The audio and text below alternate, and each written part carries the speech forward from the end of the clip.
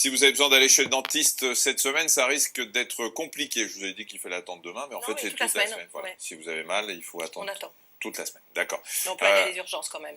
Ouais. Enfin, ils sont appelés à faire grève quand même pour protester contre la réforme des tarifs qui doit entrer en vigueur le 1er janvier prochain. Ce mouvement lancé par des organisations départementales touche une douzaine de départements, plus particulièrement la Bretagne. En Ille-et-Vilaine par exemple, 80% des cabinets devraient garder porte close.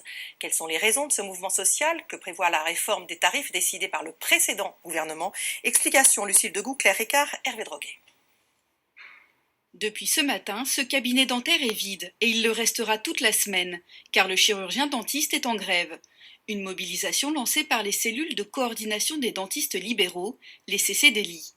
Les grévistes qui sont déjà descendus dans la rue en mars refusent l'arbitrage décidé par l'ancienne ministre de la Santé, Marisol Touraine. L'activité d'un dentiste se répartit en deux types de soins. Les soins dits conservateurs, caries, détartrage, extraction, dont le tarif est imposé par la sécurité sociale.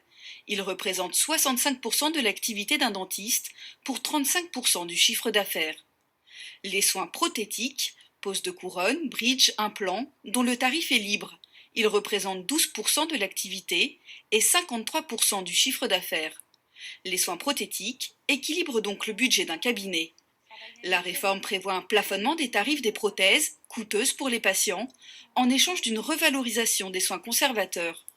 Mais cette réforme des tarifs n'est pas le seul motif de protestation. J'entends le taux de rémunération, les honoraires des dentistes qui vont baisser, mais ce n'est pas le problème et ce n'est pas notre problème.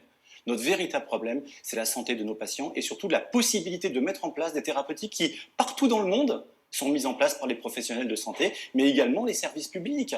Il faut bien prendre conscience qu'aujourd'hui, que la dentisterie a changé. On a de moins en moins d'actes invasifs, que ce soit en parodontologie, que ce soit en endodontie, que ce soit en dentisterie restauratrice, en prothèse. Et donc, il faut pouvoir faire valoir ça auprès de tous les patients, quel que soit leur niveau de revenu, et que tout le monde puisse en profiter. Le règlement arbitral, qui doit entrer en vigueur le 1er janvier 2018, a été imposé par le précédent gouvernement après l'échec des négociations entre syndicats et assurance maladie.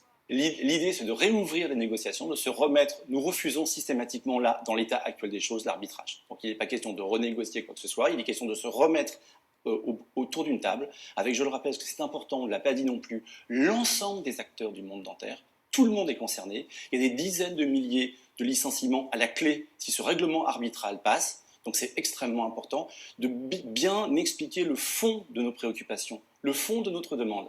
On se bat en réalité aujourd'hui pour exercer dans les règles de l'art notre profession. En attendant de rencontrer la nouvelle ministre de la Santé Agnès Buzyn, des rassemblements sont prévus demain dans plusieurs villes de France.